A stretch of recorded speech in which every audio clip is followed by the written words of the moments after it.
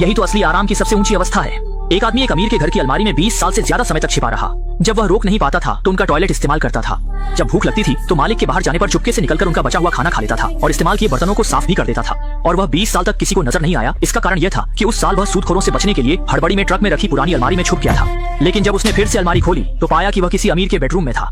इससे पहले कि वह बाहर निकलने का कोई रास्ता सोच पाता, उसने सीढ़ियों से कदमों की आवाज सुनी। अनावश्यक परेशानी से बचने के लिए उसे अस्थायी रूप से बिस्तर के नीचे छिपना पड़ा।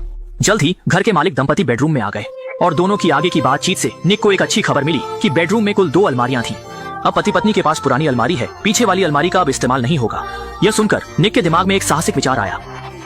रात में जब दोनों सो गए, वह चुपके से बिस्तर के नीचे से निकला। सबसे पहले बाथरूम गया और 10 घंटे से ज्यादा रोके हुए को आराम से निकाल दिया।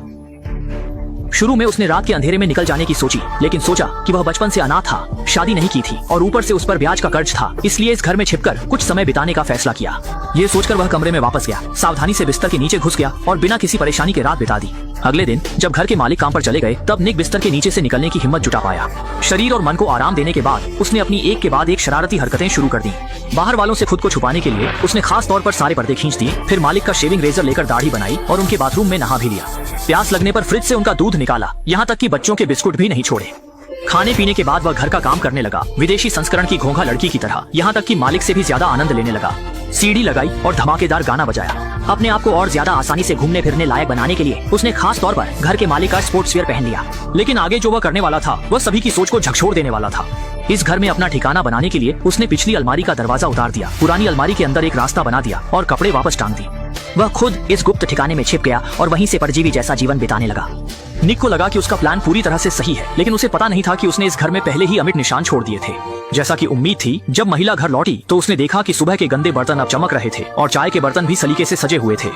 शुरू में उसे लगा कि यह उसकी बेटी छोटी मैंने किया होगा, लेकिन जब उसने पूरा घर छान मारा तो पता चला कि बेटी अभी स्कूल से नहीं लौटी थी। ये देखकर वह चकरा गई। इतना ही नहीं, जब भी वह कमरे में जाती उसे लगता कि कोई उसे देख रहा है। जब उसका पति काम से लौटा तो उसने यह अजीब घटना उसे बताई, लेकिन पति ने इसे गंभीरता से नहीं लिया, क्योंकि पत्नी को मानसिक बीमारी थी। उसे लगा कि पत्नी की तबीयत बिगड़ने से उसकी याददाश्त कमजोर हो गई है और वह किए गए घर के काम को पूरी तरह से भूल गई है। पति की बात सुनने के बाद महिला ने भी इस बात को लेकर और चिंता नहीं की। अगले दिन जब सभी बाहर चले गए, निक फिर से अलमारी से निकला, हमेशा की तरह सारे पर्दे खींचे, फिर फ्रिज से खाना निकाल कर खाया। पेट भर खाने पीने के बाद वह घर का काम करने लगा। आश्चर्य की बात यह थी कि उसने न सिर्फ मालिकन का बेडरूम साफ किया, बल्कि बच्चों का कमरा भी साफ किया, यहाँ तक कि टूटे फर्नीचर की मरम्मत भी की, मानो वह घर का मालिक हो।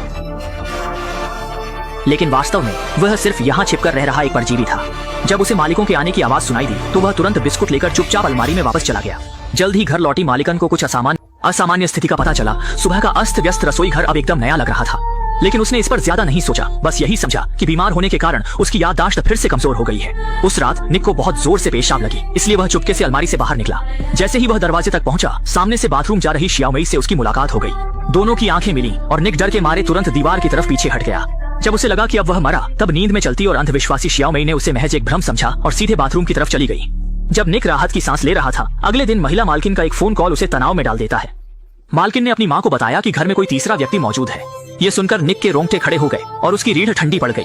जब उसे लगा कि अब वह बच नहीं सकता, तभी मालकिन ने अचानक बात बदल दी। उसे लगा कि यह उसके बहुत साल पहले मृत दादाजी की आत्मा है जो उसके साथ रहने आई है। ये सुनकर निक को जिज्ञासा हुई। वह जानना चाहता था कि मालकिन के दादाजी कौन थे। तो जब पूरा परिवार बाहर गया, उसने चुपके से मालकिन की डायरी खोली, जिसमें लिखी बातें उसके दिल को छू गईं। वह पुरानी अलमारी दरअसल मालकिन को उसके दादाजी ने बचपन में दी थी। जब भी वह दुखी होती, बचपन में मालकिन इस अलमारी में छिप जाती थी, जिससे उसका दुखी मन शांत हो जाता था। और कहते हैं कि जब बात करो तब वह सामने आ जाती है। अगले दिन मालकिन ने अचानक अलमारी खोली और बचपन की तरह उसमें घुस गई। लेकिन उसने जो अगली बात कही, उससे निक डर के मारे लगभग पेशाब ही कर देता। यह बात सुनते ही निक की हालत आधी मौत जैसी हो गई। जब उसे लगा कि अब वह पकड़ा गया है, तभी मालकिन ने बात का रुख बदल दिया। उसने जॉर्ज नाम के एक आदमी का जिक्र किया और उसकी आगे की बातों से निक को पता चला कि जॉर्ज मालकिन का बचपन का दोस्त था। दोनों बचपन के साथी थे, अक्सर अलमारी में छिपकर खेलते थे, लेकिन आखिर में जॉर्ज एक दुर्घटना में मर गया।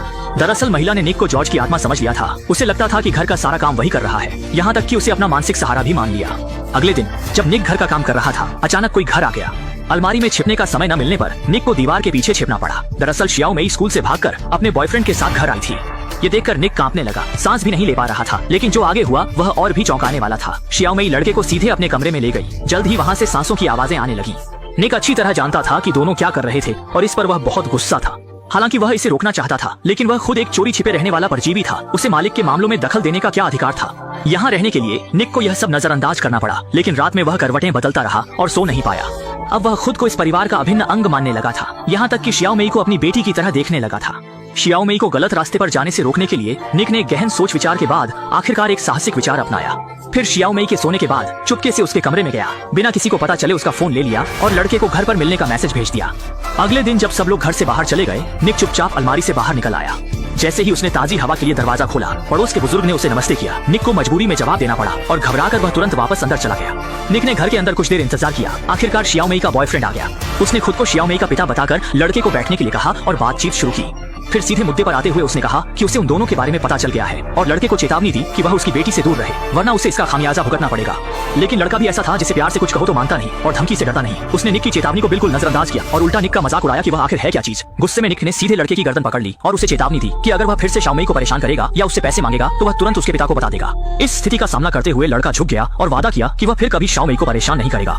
यह कहना जरूरी है कि इस समय निक घर के मालिक से भी ज्यादा मालिक जैसा लग रहा था। शाम को काम से लौटने के बाद महिला मालकिन फिर से अलमारी के पास आकर अपने आप से बातें करने लगी, अपने दिल की बातें बताने लगी। उसके लिए यह अलमारी एक साधारण अलमारी नहीं थी, बल्कि उसकी एकांत क्षणों में एक भावनात्मक शरण स्थली थी, जैसे कोई प्रेमी उसका दुख सुन रहा हो।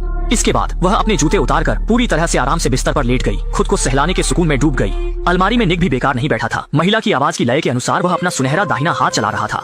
दो अलग अलग दुनिया के लोग इस पल में एक दूसरे को सांत्वना देने का तरीका खोज पाए। अगली सुबह निक ने चुपके से दराज खोली, उसमें से महिला मालकिन का मास्क निकाला, फिर उसके बिस्तर पर जाकर अभी भी गर्म तकिए की गर्माहट महसूस की। कल्पना की कि वह इस समय महिला मालकिन को गले लगा रहा है। अब वह यह भी नहीं जानता था कि क्या वह महिला मालकिन से प्यार कर बैठा है। लेकिन किस्मत का खेल, निक के कुछ दिन पहले की एक काम ने इस परिवार को लगभग बिखेर दिया। शियाओ मेई ने अपने पिता को उसके और उसके बॉयफ्रेंड को अलग करने के लिए दोषी ठहराया, लेकिन घर के मालिक को यह सब कुछ समझ नहीं आया। लेकिन शियाओ मेई का मानना था कि उसके पिता नाटक कर रहे हैं और इस बात को लेकर दोनों में बड़ी बहस हुई। गुस्से में शियाओ मेई घर में नहीं रहना चाहती थी और महिला मालकिन को अपनी बेटी के साथ कुछ दिनों के लिए मायके जाना पड़ा। निक इस बारे में बहुत शर्मिंदा था। उसे लगा कि उसे अपनी निजी इच्छाओं के लिए शियाओ मेई और लड़के के रिश्ते में दखल नहीं देना चाहिए था। परेशान मन से उसने दरवाजा खोला। कौन है? पड़ोसी था। बूढ़े आदमी ने फिर से उसका अभिवादन किया। उसे फिर से जवाब देना पड़ा। अपनी पहचान के खुलने के डर से वह मजबूरी में वापस घर के अंदर चला गया। दुखी होकर उसने लड़के को माफी मांगने के लिए फोन करने की कोशिश की, लेकिन लड़के ने पहले ही उसे ब्लॉक कर दिया था। इससे गुस्से में आकर उसने अपना फोन तोड़ दिया। लेकिन तभी बाहर से एक पुरुष और महिला की हंसी की आवाजें आईं, लेकिन आवाज महिला मालकिन की नहीं थी। इसलिए उसने धीरे से दरवाजे की दरार से झांका और जो दृश्य देखा उससे वह पूरी तरह हैरान रह गया। उसने देखा कि घर का मालिक किसी दूसरी औरत के साथ बिस्तर पर रंगरलियां मना रहा था। बाहर की घृणित आवाजें सुनकर निक को महिला मालकिन के लिए बहुत बुरा लगा। रात को वह चुपके से अलमारी से बाहर निकला। बिस्तर पर अस्त व्यस्त पड़े दोनों को देखकर उसने महिला मालकिन के लिए इस बेईमान पति को सजा देने का फैसला किया। जब दोनों उठकर चले गए तो निक फिर से अलमारी से बाहर निकला, कंप्यूटर खोला और बिना निशान छोड़े मारने के तरीके खोजने लगा और उसे सफलता मिल गई।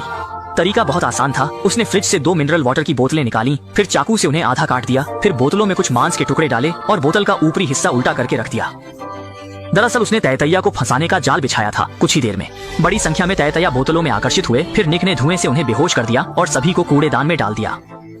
जब घर का मालिक काम से लौटा और कूड़ेदान खोला तो जागे हुए तैतैया तुरंत उस पर हमला कर दिए। तैतैया के झुंड के शक्तिशाली हमले में घर का मालिक जल्द ही मरणासन्न हो गया, जबकि निक बगल में बैठा ठंडे भाव से देखता रहा जब तक कि घर का मालिक पूरी तरह से मर नहीं गया। लेकिन तभी बाहर से महिला मालकिन के घर लौटने की आवाज आई और वह जल्दी से अलमारी में वापस चला गया। जब महिला मालकिन ने जमीन पर अपने पति को देखा तब तक बहुत देर हो चुकी थी। महिला मालकिन इस तरह विधवा बन गई। इसके बाद निक और भी बेलगाम हो गया। अब वह सिर्फ अलमारी में छिपकर रहने से संतुष्ट नहीं था, इसलिए जब भी महिला मालकिन गहरी नींद में होती वह चुपके से उसके बिस्तर पर चढ़ जाता और उसे पकड़कर सो जाता। उसे नहीं पता था कि महिला मालकिन सो नहीं रही थी, लेकिन उसने अप्रत्याशित रूप से यह सब स्वीकार कर लिया, जैसे वह पहले से ही निक की मौजूदगी के बारे में जानती थी। अंत में निक ने सफलतापूर्वक घर पर कब्जा कर लिया और फिल्म यहीं समाप्त हो गई।